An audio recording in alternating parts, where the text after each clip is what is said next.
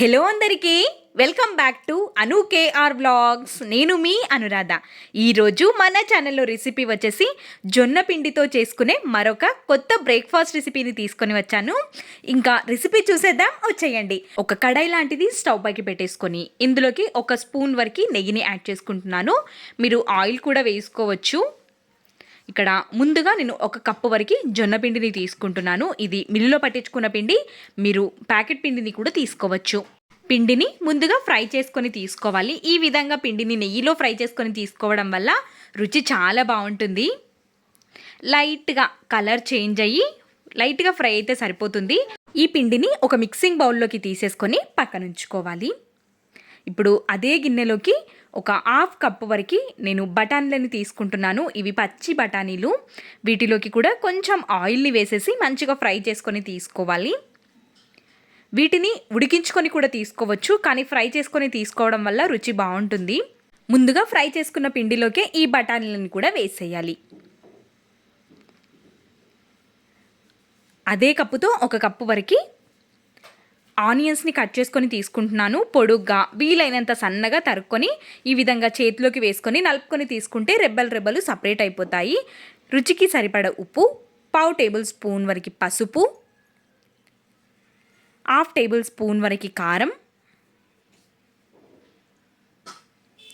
ఒక స్పూన్ వరకు నువ్వులు, ఒక గుప్పెడు వరకు వేయించుకున్న పల్లీలని ఒక్క దాంట్లో 2 ముక్కలుగా చేసేసుకొని తీసుకుంటున్నాను. పల్లీలు ఎంత ఎక్కువగా వేసుకుంటే రుచి అంత బాగుంటుంది. ఒక హాఫ్ టేబుల్ స్పూన్ వరకు వాముని కొంచెం నలుపుకొని వేసుకోవాలి. అప్పుడే ఫ్లేవర్ అనేది పిండికి పట్టి రుచిగా వస్తాయి. మొత్తం ఇప్పుడు ముందుగానే మనం వాటర్ ఏం వేయకుండా చేత్తో నలుపుతూ పిండిని కలుపుకొని తీసుకోవాలి. మనం వేసిన ఆనియన్లో వాటర్ కంటెంట్ అనేది ఉంటుంది కాబట్టి ఆ వాటర్ అనేది రిలీజ్ అయ్యి పిండిలోకి వాటర్ అనేవి కొద్దిగా వేస్తే సరిపోతుంది. మరీ ఎక్కువగా వాటర్ అనేవి పట్టవు. ఈ విధంగా పిండి మొత్తాన్ని కలిపేసుకొని కొద్దిగా వాటర్ని వేసుకుంటూ పిండిని మెత్తగా అయ్యే విధంగా కలుపుకొని తీసుకోవాలి. మంచిగా కలుపుకొని తీసుకున్న పిండిని ఫ్లోర్ పైకి కానీ కటింగ్ బోర్డ్ పైకి కానీ తీసేసుకొని ఈ విధంగా చిన్న చిన్న ముద్దలుగా కట్ చేసుకొని తీసుకోవాలి. ఈ విధంగా చేసుకోవడం వల్ల ఈజీ అవుతుంది మనం చేసుకోవడానికి. నాకైతే ఇక్కడ నేను తీసుకున్న పిండికి 5 అనేవి వచ్చాయి. ఈ విధంగా అన్ని ముద్దల్ని చేసి పెట్టేసుకొని ఒక కవర్ని తీసేసుకొని దీనిపైకి ఒక స్పూన్ వరకు ఆయిల్ని వేసేసుకొని నెమ్మదిగా చేసుకొని తీసుకోవాలి. మనం స్పీడ్గా చేసుకోవాలి, లేదంటే మనం చేసి పెట్టుకున్న ముద్దలు అనేవి గట్టి పడతాయి. కాబట్టి కవర్ పైకి పెట్టేసుకొని ఈ విధంగా చేసుకున్నామంటే ఈజీగా అయిపోతుంది. జొన్న రొట్టెలు చేయడం రాని వాళ్ళు కూడా ఈ విధంగా ప్రిపేర్ చేసుకొని తీసుకోవచ్చు. స్టవ్ పైకి పెనాన్ని పెట్టేసుకొని ఒక స్పూన్ వరకు ఆయిల్ వేసుకొని పెనం వేడిగా అయిపోయిన తర్వాత మనం చేసుకున్న రోటీని నెమ్మదిగా వేసుకోవాలి. ఈ విధంగా మీకు వద్దనుకుంటే ఆయిల్ లేకుండా కూడా ప్రిపేర్ చేసుకోవచ్చు. ఈ విధంగా మంచిగా కాల్చుకొని తీసుకోవాలి. కొంచెం టైం ఎక్కువగా పడుతుంది, కానీ మంచిగా కాల్చుకుంటే రుచిగా వస్తాయి.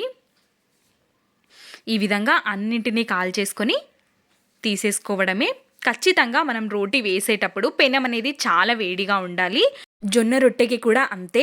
మనం ఈ విధంగా కవర్ పైకి చేసేసుకొని వేడి పెనం పైకి వేసేసుకొని కాల్చుకోవడమే. ఈ విధంగా అన్నింటినీ ప్రిపేర్ చేసుకొని సర్వింగ్ ప్లేట్లోకి సర్వ్ చేసేసుకోవడమే. చూస్తున్నారు కదా, బఠానీలు, మనం వేసుకున్న పల్లీలు, నువ్వులతో ప్లేట్ అనేది కలకలలాడుతుంది కదా. చాలా బాగుంటాయి. తిన్నా కొద్దీ తినాలనిపించే రెసిపీ. తప్పకుండా ట్రై చేయండి. మీకు ఎలా కుదిరిందో మీ వాల్యుబుల్ ఫీడ్బ్యాక్ని కమెంట్ సెక్షన్లో తెలియచేయండి. ఇలాంటి మరెన్నో జొన్నపిండి రెసిపీస్ మన ఛానల్లో ఉన్నాయి. ఆయిల్లో ఫ్రై చేస్తేనే గడ్డి కూడా టేస్ట్గా ఉంటుంది అంటారు, కానీ ఈ విధంగా చేసుకొని చూడండి, చాలా రుచిగా ఉంటుంది. రుచికి రుచి, ఆరోగ్యానికి ఆరోగ్యం. తప్పకుండా ట్రై చేయండి. మీ వాల్యుబుల్ ఫీడ్బ్యాక్ని కమెంట్, ఒక లైక్ రూపంలో తెలియచేయండి.